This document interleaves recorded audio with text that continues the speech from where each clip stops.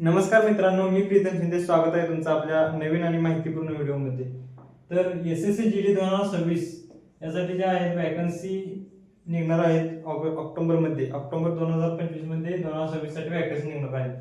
तर SSC GD जे vacancy आहेत ते 3 ते 4 वर्ष झालं सलग 1 वर्ष पाठोपाठ येतात वॅकन्सी. त्यामुळं चान्स आहे, गोल्डन चान्स आहे तुमच्यासाठी.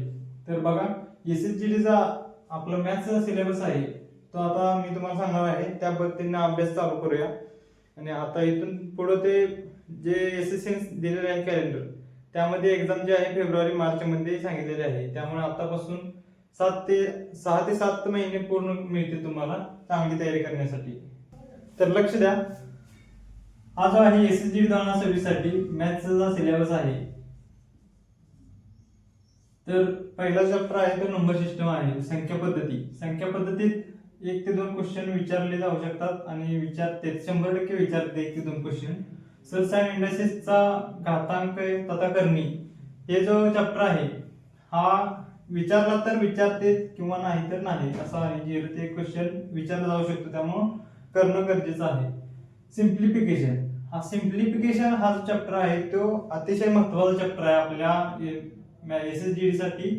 मॅथ्स मध्ये सिम्प्लिफिकेशन हा महत्त्वाचा 100% महत्त्वाचा चॅप्टर आहे. त्यातले 2 ते 3 क्वेश्चन विचारले जाऊ शकतात 100%.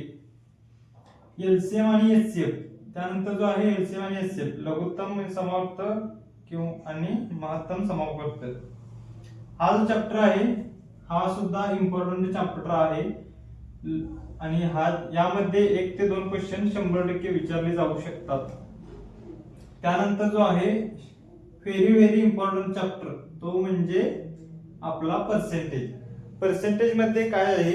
पर्सेंटेज हा चॅप्टर जो आहे, पर्सेंटेज चॅप्टर मधले ज्या कॉन्सेप्ट आहेत किंवा पर्सेंटेजचा ज्या फॉर्म आहे किंवा जो कॉन्सेप्ट आहे त्या ह्या चॅप्टर मधल्या सगळ्या कॉन्सेप्ट, बऱ्यापैकी कॉन्सेप्ट ह्या profit loss, discount, simple interest आणि कंपाऊंड इंटरेस्ट या 4 चॅप्टर मध्ये वापरल्या जातात. आणि त्याशिवाय या चॅप्टर्सनी सोल्युशन निघत नाही किंवा हे चॅप्टर त्या पर्सेंटेज शिवाय नाही. त्यामुळे पर्सेंटेज हा महत्त्वाचा चॅप्टर आहे आणि ह्यो एसएसजीडी साठी सुद्धा महत्त्वाचा चॅप्टर आहे, कारण यातून 2 ते 3 क्वेश्चन आपल्याला विचारले जाऊ शकतात. त्यामुळे हा अतिशय महत्त्वाचा चॅप्टर आहे. त्यानंतर जो आहे प्रॉफिट लॉस सुद्धा लाभ आणि हा पण तितकाच महत्त्वाचा आहे. यात 1 ते 2 क्वेश्चन विचारतात. आणि डिस्काउंट 7वां चॅप्टर आहे आपला डिस्काउंट पट्टा. डिस्काउंट 16 चॅप्टर महत्त्वाचा आहे, यातून सुद्धा 1 ते 2 क्वेश्चन विचारले जाऊ शकतात. त्यानंतर सिंपल इंटरेस्ट, साधारण व्याज हा सरळ चॅप्टर आहे आणि सोपा आहे. यातला जर अभ्यास केला तर तुम्हाला 100% कोणतेही शिफ्ट असू दे 1 क्वेश्चन विचारला गेलेला आहे. ती 2024 चा असो किंवा 2025 ची, जे आता फेब्रुवारी मार्च मध्ये जी एक्झाम झाली ती, त्यामध्ये सिंपल इंटरेस्ट आणि कंपाऊंड इंटरेस्ट हे दोन्ही चॅप्टर बऱ्यापैकी विचारले गेले होते. जास्त करून कंपाऊंड इंटरेस्ट जो चक्रवर्ती व्याज आहे त्यातले डिफिकल्ट क्वेश्चन आलेले होते 2025 मध्ये. त्यामुळे हा चॅप्टर पूर्ण करण्यासाठी विसरू नका. आता जे बघणार आहे तुम्ही यामधले इम्पॉर्टंट चॅप्टर कुठले आहेत. तर पहिलं इम्पॉर्टंट चॅप्टर आहे सिम्प्लिफिकेशन इम्पॉर्टंट आहे. परत एलसीएम इम्पॉर्टंट आहे, एलसीएम आणि एचसीएफ लघुत्तम अँड महत्तम समावर्त.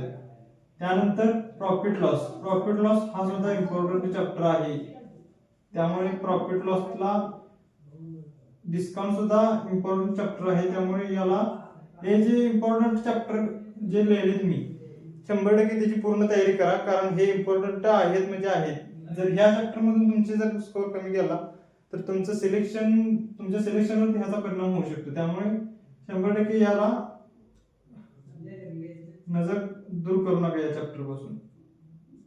हा सुद्धा सिंपल इंटरेस्ट आणि कंपाऊंड इंटरेस्ट हे सुद्धा 2 चॅप्टर इम्पॉर्टंट आहेत. त्यानंतर टाइम अँड वर्क 10वा चॅप्टर, टाइम समय तथा कार्य हा सुद्धा महत्त्वाचा चॅप्टर आहे. यातून 1 ते 2 क्वेश्चन 100% विचारले जातात. आणि प्रत्येक शिफ्टला ह्यातला टाइम अँड वर्क, अशी कोणती शिफ्ट नाही की टाइम अँड वर्कचा क्वेश्चन त्यात पडला नाही. एक तर टाइम अँड वर्कचा क्वेश्चन पडेल नाहीतर पाईप अँड सिस्टर्न, पाईपचा टाकी, ह्याचा क्वेश्चन, ह्या दोन्हीपैकी एक क्वेश्चन किंवा दोन क्वेश्चन हे प्रत्येक शिफ्टला पडतात, म्हणजे पडतात, 100% पडतात. हा सुद्धा एक किंवा दोन क्वेश्चन पडू शकतो या पाईप किंवा टंकी. त्यानंतर 12वा चॅप्टर आपला आहे रेशो अँड प्रपोर्शन, अनुपात और समानुपात.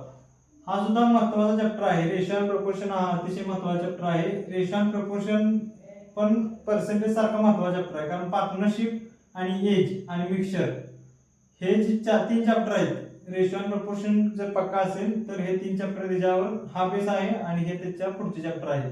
त्यामुळे हा चॅप्टर सुद्धा महत्वाचा आहे आणि यात सुद्धा 1 ते 2 क्वेश्चन 100% येतात पर्सेंटेजचे. पार्टनरशिपचा आला तर येतो किंवा येत नाही. त्यानंतर एज रिलेटेड क्वेश्चन हा रेशो मधला पार्ट आहे एज. त्यामुळे रेशो जर चांगला झाला असला तर एज मध्ये तुम्हाला काही प्रॉब्लेम येत नाही. यात सुद्धा एक क्वेश्चन येऊ शकतो. एक क्वेश्चन बऱ्यापैकी ठिकाणी येतोच, त्यामुळे एक क्वेश्चन येतोय.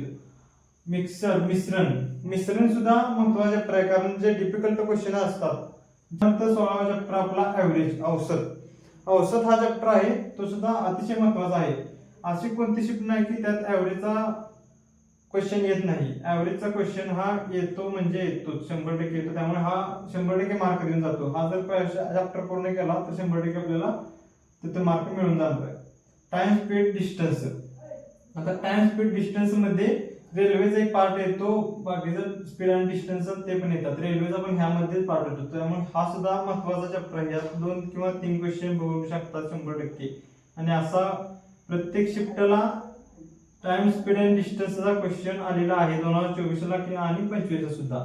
बोट अँड स्ट्रीम, आता हे टाइम आणि स्पीड, बोटचं फक्त जाणे येण्याचं नदीच्या ह्याच्यामध्ये तेवढा बदल आहे, नाहीतर 2 चॅप्टर चांगले व्यवस्थित सारखेच आहे.